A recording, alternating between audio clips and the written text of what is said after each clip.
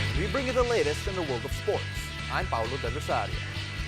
We bring you the conversations you want to hear from your favorite icons and athletes. I'm Bea Fabros. In tonight's game plan, we'll put your favorite Pinoy hoopers side by side in a special game of Choose Your PBA Superstar. Then we'll have another NBA game picking among the best qualities of our favorite superstars in the league. And we'll find out how Christmas came early for volleyball fans as the Philippines is set to host the VNL in 2022. Buckle up, sports fans. Let's get in the game. The PBA Governor's Cup is now underway for its second day, and we're back to witnessing the action among the top players in the country. Three-time UAAP champions Tyler, Tio, and Isaac are with us tonight to talk more about the PBA. And since we're joined by three athletes here tonight, we will be playing a new game called Choose Your PBA Superstar.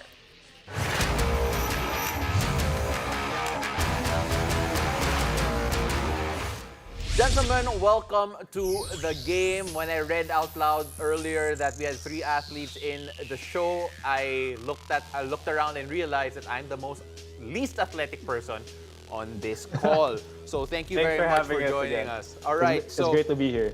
Before I begin, I'd like to congratulate Bea for joining us. It's her first day, making her debut as a co-host here. Tyler gave advice that really was very generic, and I hope that changes very soon. But let us move on now into this one. Syempre, reacting to all of the PBA stars that we have here. We're gonna have you choose which would you rather have.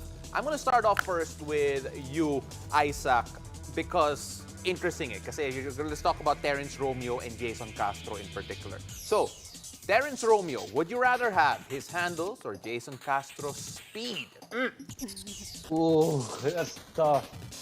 Come on, Pao. You said this was gonna be chill. It is chill. We have you here. You're the chillest part of the show. It is tough. I'd have to get Jayson Castro's speed. Okay.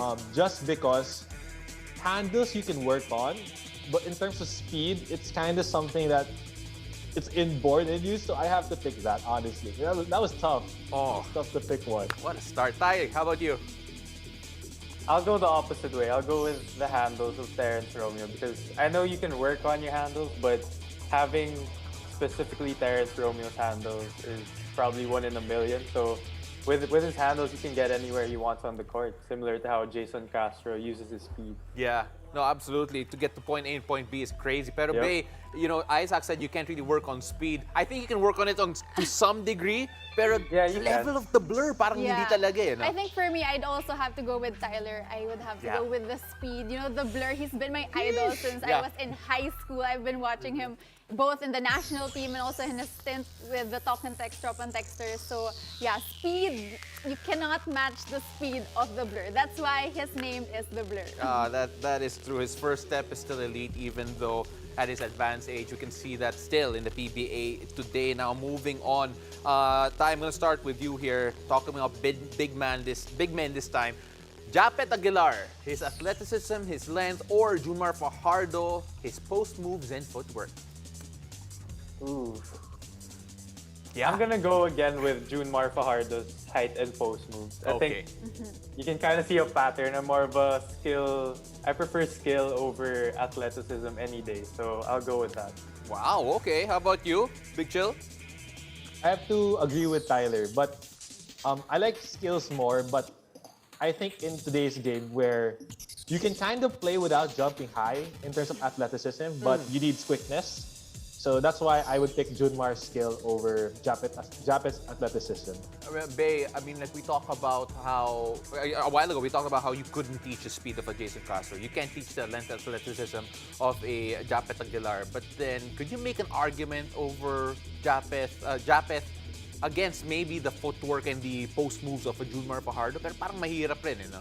Well, I think for Junmar, well, he's a 6-time MVP in the PBA. So come on, nobody does Medyo that. lang, yeah.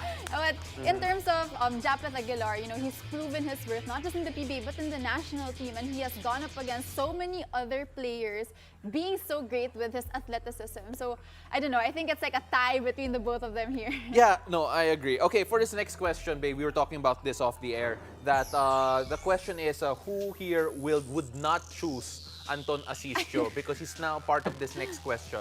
Obviously, Tyler and Isaac know Anton very well, and the guy we're comparing him to kasi is ALIUN MELECIO. So I don't think no bias dapat, but let's see.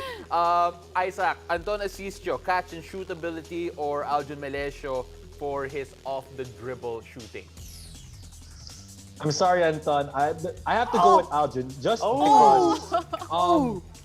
just because if you shoot off the dribble better, chances are you're already a good catch and shoot player. Unlike if you're a good catch and shoot player, chances are you have a difficult time going off the dribble, and that's speaking from my experience. So that's the reason why I went with this answer. That destroyed my entire notion of Isaac being this team guy.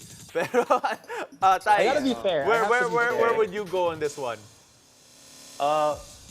That's tough. If we're talking about just the ability of hitting shots off the dribble, I might have to go with that over catch and shoot. But the way Anton catches and shoots the ball, I gotta go with Anton on this one. It's on a different level. Gotta go with my guy. All right. I mean, like, pero Bay, when we talk about catch and shoot and you talk about off the dribble, people say that they're both shooting, but then they're really very different skills. That's true. I think I agree with what Isaac mentioned, how it's different when you're able to do a catch and shoot. That's one dimension, but the second dimension, the next level there is if you're able to do it off the dribble. I mean, you're off balance, but then you have to gather your feet once again and take that shot. So I'd have to go with ALIUN MELECIO here. Oof. Okay. All right. I'm sorry, Anton. I really thought that you would have that question all to yourself, but then apparently not. Okay, now we move on here. Ty, this one's for you. Robert Bolick, probably one of the better floor generals, and his basketball IQ is off the charts. Would you rather have his basketball IQ or CJ Perez and his really game-breaking athleticism, his ability to cut and drive and score? Man, I would love to have both, but if I had to choose, I would go with the basketball IQ. I mean, you know me, I really put a premium on basketball IQ and skill over athleticism. So I think having those two can really make up, if not be better than being athletic. I'm going to assume, okay, this next one, I'm going to assume that Isaac's going to say basketball IQ because this guy is actually super smart, all right? He's super smart on paper and in real life, right, Isaac? So I'm going to move on to the next question here for you, Isaac. So, because this one's actually directed at you. If you were a guard, all right? If you were a guard, would you rather be Mikey Williams or Stanley Pringle? Oh, come on, man. That is not easy. Kaya mo yan. I'd have to go for Mike Williams only because he's won best player of the conference, and I played with him in the Dubai tournament. And so I've seen how he plays, how he works. There's no discredit to Stanley Pringle. It's just that I'm a little bit more familiar with Mikey Williams. All right. You know what? We're actually running out of time for this one. But then I just want to say the last question is actually for Tyler. Which big man you would rather be? The choices were, would you rather be Greg Slaughter or Bo Belga? And judging by the choices, if you didn't pick Bo Belga, he would get hurt. So I'm going to say he wants to be Bo Belga. I think that's fair, Tyler. Is it? I would rather be Isaac though, but wow! Yeah, let's go with Bo Okay. Belga. Let's go with Bo Belga. Okay, all right. We're not done with you yet because after the break, we'll have another NBA game picking among the best qualities of our favorite superstars in the league. Stay tuned. You're watching The Game.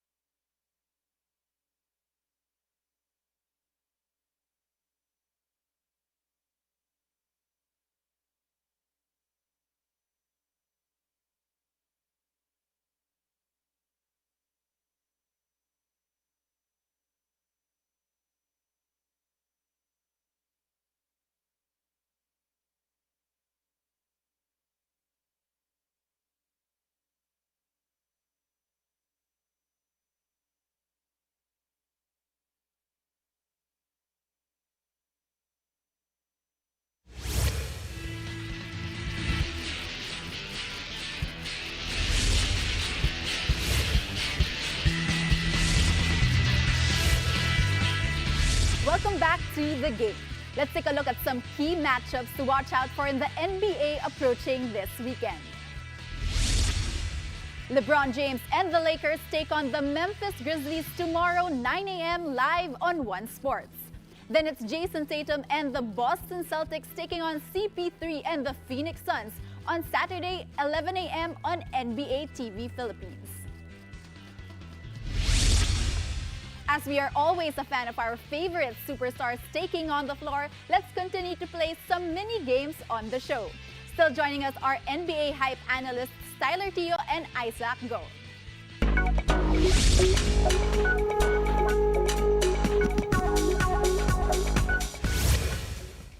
Good evening, gentlemen, once again. So a while ago, we were talking about PBA. Now let's go on to the NBA. So it will still be the same setup. Just let us know who you prefer in the set of questions that we will have. So let's start off.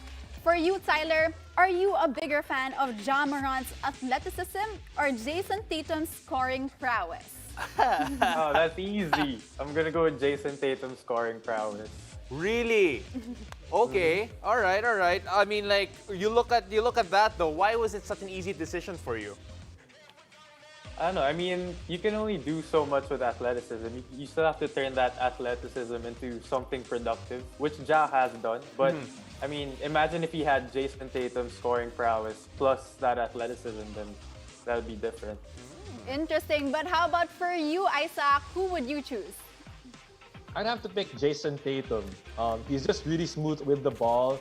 It's just nice to watch. And I'm scared. And at least if I play like Jayson Tatum, the chances of getting injured is less. So that's what I'm trying to do. I'm trying to play longer. So I'll pick Jayson Tatum. A safer game That's there. right. Longevity is very important. Yeah. But let's stick to the point guards. For Isaac, let's start with you. Chris Paul's finesse in handling the basketball or Russell Westbrook's tenacity on the court? Ooh. This is easy for me because I'm such a big Chris Paul fan that I have to pick him. I really wanted him to win his ring last year. He's really a great point guard. He's allowed for kids growing up to say that, hey, you don't have to be tall, you don't have to be that explosive, but if you have the IQ and the skill, you can make it long in this league. Yeah, you know, you mentioned it a while ago, such an easy choice for you. But then when you talk about Russell Westbrook's tenacity, parang iba pa rin yun eh. The way that he approaches the game, the way he always goes 110%. I mean, like, what fan does not find that really interesting, Isaac? I'm chill eh, di ba? I'm a really chill person.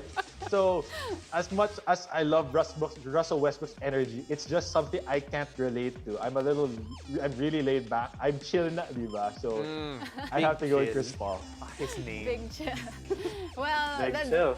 That's right. So let's move on to Tyler once again. So let's keep it very light. So would you like Russell Westbrook or Kyle Kuzma's fashion sense? Oh, right person to ask. Right person to ask. I feel like I gotta go with Kyle Kuzma by a slight margin because I think Russell Westbrook's sense is a little bit too extravagant for me. But I don't know. I feel like Kyle Kuzma, I can still keep up a little bit. Tyler, is it because of the pink long sleeves of Kyle Kuzma? Yep. The pink sweater, I like it. The pink sweater, honestly, I thought that would eliminate him from the running in between him and Russ. But then if that won it for you, I don't know. Okay, Big Chill. I'm guessing it's Russ. I think these guys are not in, you know, your universe in terms of like fashion sense, but then who would you rather have? I think I agree with Tyler. I have to go with Kuzma just because Russell's a little over the top. Okay. And I feel that you have to have that tenacity, that confidence in yourself to be able to pull those off. So I'd have to stay with Kyle Kuzma. Okay, so let's move on to the next one. Isaac, this is for you. Would you rather choose Giannis Antetokounmpo's sense of humor or Nikola Jokic's facial expressions?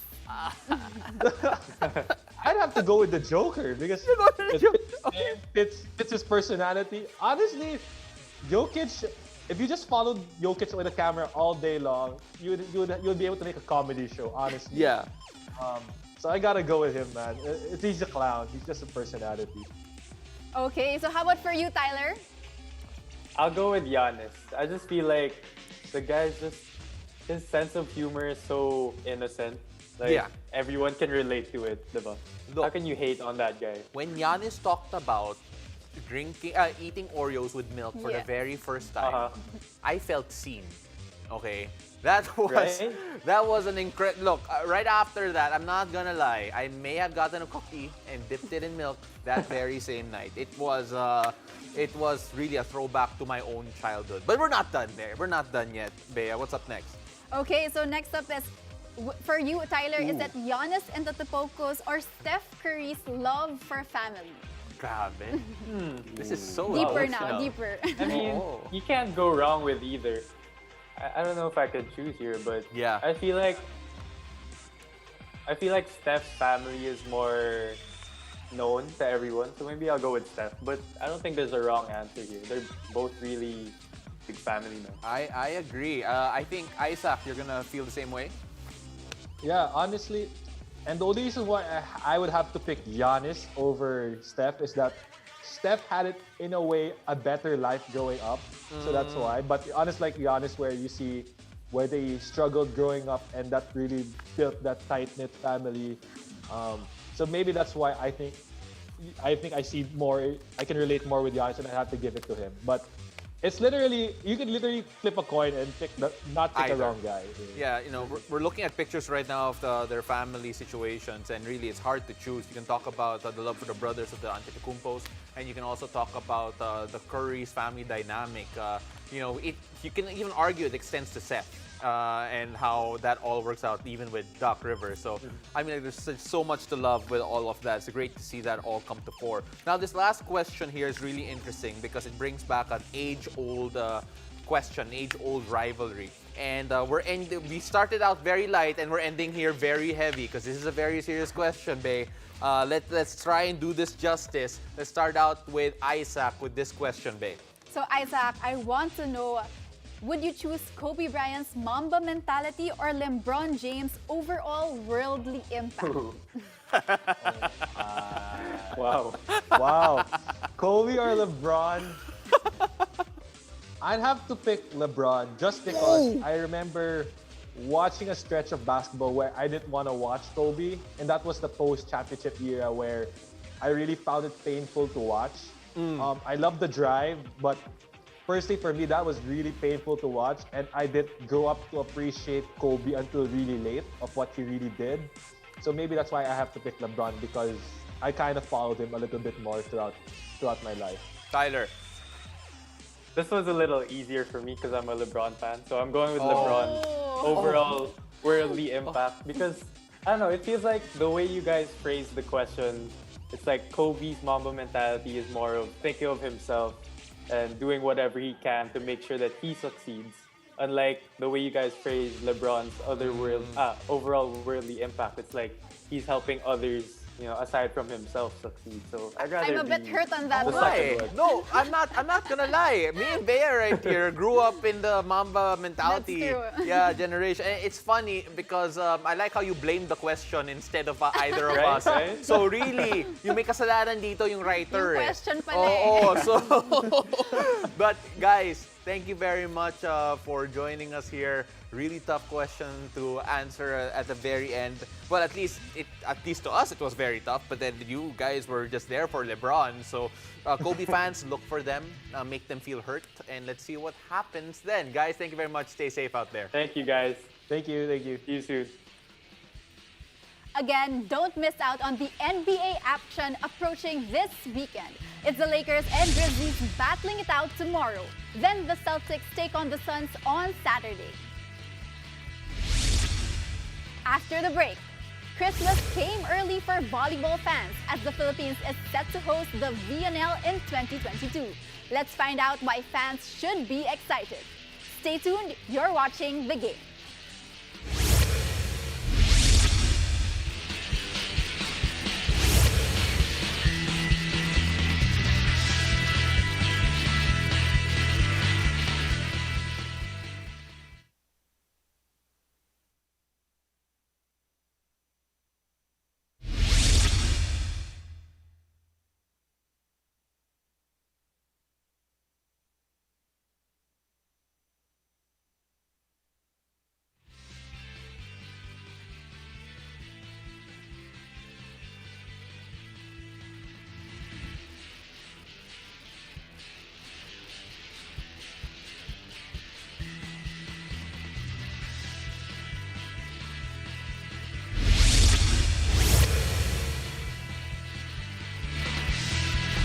Good evening, welcome back to the game. I'm Paolo Del Rosario.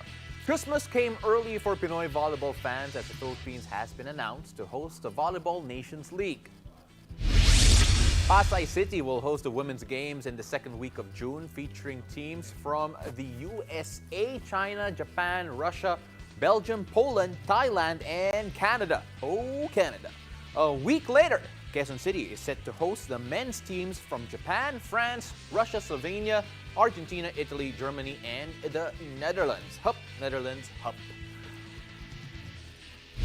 To explain how big this moment is for Philippine volleyball fans, our volleyball analyst, Tita MOZZY Ravena, who I'm sure can't just wait for June 2022, joins us live. Tita MOZZY, are you ready to fight for tickets?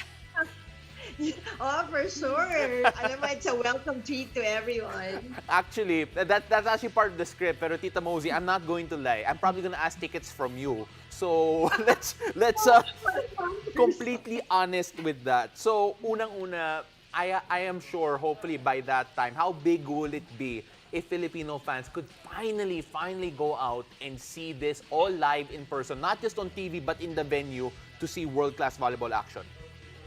That's really big for all of us. You know why? Because remember, in 99 or 2000, yung Grand Prix, and volleyball wasn't even this popular then. But you know, there were mga superstars like Leila Panos, diba? We were all following them. And also sila Pichumini and all of that. And we're all glad to have them here and we welcome them like talagang our own. And can you just imagine now, when volleyball is really at its peak and like everyone is very knowledgeable, like everyone's having a good time watching the games. Diba? Parang really big for all of us. And Tita MOZZY, you mentioned how the last time we had a world volleyball competition here in the Philippines was back in 2000 in the World Grand Prix. So how big is it for all the Filipino volleyball fans to actually host this event next 2022? You know, I'm just very happy that once again the Philippines is hosting such a grand event, and parang feeling ko mas timing pa nga to host it now when people are really awaiting for such big events kasi ang dami nang nanonood like the Olympics and yung VNL, diba? Parang a lot of Filipinos are already following these big volleyball events. So imagine kung face to face you can actually watch it here live. Kahit ako, hindi ko, tignan nyo, parang sobrang excited ako eh. No, that's true. Alam mo, Tita Moz, when we look at the potential impact of this, I think we have to actually look back at what happened in 2000 and maybe even 1994, if I'm not mistaken, the last time we had a world event here. Siyempre, the name mentioned obviously is Leila Barros, the mania that she brought here to the country. I'm not gonna lie, Tita MOZZY, I was too young to actually have experienced it to the level that maybe the more appreciative fans could have. But can you talk about yung impact ng event na yon and how excited it would be for that impact to be sort of replicated in this generation? Can you just imagine, Paolo, before, no, maybe year 2000 or 99, let's compare it, for example, yung mga local events, let's say UAAP. Wala pa masyadong nanonood na UAAP noon. But nung World Grand Prix, parang everyone was in the venue, everybody was glued to their TVs. Kasi nga, well, we like, kasi as Pinoys, we like mga iconic, di ba, yung mga tipong artista, levels. So, Leila was a really pretty, tapos lang siya, she wasn't so tall, like she was like 5'8", and then parang outside hitter. Yeah. So you can you just imagine parang sa basketball, yung hindi masyadong tall pero dunker. It's something like that. So yung may impact talaga. And plus she's very pretty. That's why a lot of people really loved her. And she was so like loving to the fans. Kaya talaga namang we all welcomed her. Parang feeling ko after a while, feeling natin Pinay siya eh. Yeah. Absolutely. Imagine now, like everybody's volleyball crazy na, ang dami na talaga. That's true. And Tita MOZZY, you know, it was 20 years ago when we last had that world competition in volleyball. So now we have a new generation of fans, we have a new generation of players. Do you think that they will all be inspired once again with this new world volleyball competition that will happen next June 2022? Well, ganito siguro yan. Pao, hindi ka makakahingi ng ticket sa akin kasi pate ko wala. Ganun yung impact. I think, pate ko mahihirap just how I think it will be. Like ngayon pa lang, when they announced it, Danny goes right away, Mom, can you just get me tickets for BNL? On the very first hour, I think that they announced. So you can just see yung impact, no, even to younger volleyball players. So I'm just so excited. You know what? If I'm gonna let you know right now, Tita, if I can't get one from you, I'm gonna ask from Danny kasi baka may extra. Hopefully, hindi naman scalper prices, Danny, if you're watching. But then... Naku! Lagot ka dyan. Tama. But Tita, when a lot of fans are actually asking, for those not familiar with yung format na to, bakit walang Philippine teams for either of the competitions? Maybe you can educate us as to why lang. Well, ako rin naman kasi parang new rin ako in watching BNL. I think there were really 16 teams na founding teams, and then you have the Challenge Cup, parang I think yung 4 na parang idadagdag nila, and eventually it will go down to only 5, in the 16 to only 5 will go to the next level, to the finals, plus may host team. So hindi ko alam yung host team kung ano pa tayo doon, if we host the BNL, kasali ba tayo? Pag nag-host tayo, kasi I think may kasamang host team eh. Yeah. Well, you know what? We're gonna find out siguro more details on every qualification and every bit of information once we get closer to the event kasi syempre there's still a lot of hype and excitement going on right now. Medyo it's hard to really process everything. But basta yan, why if there's a Philippine team? I mean, like, crazy. Yeah, exactly. Diba? Exactly. That would be nice. Absolutely. Tita Moz, thank you very much for joining us here tonight and letting us all know that we cannot reach you for tickets. And you can loop this interview in the future. Just to remind everyone, I said it on air. It's true. Heads up early on.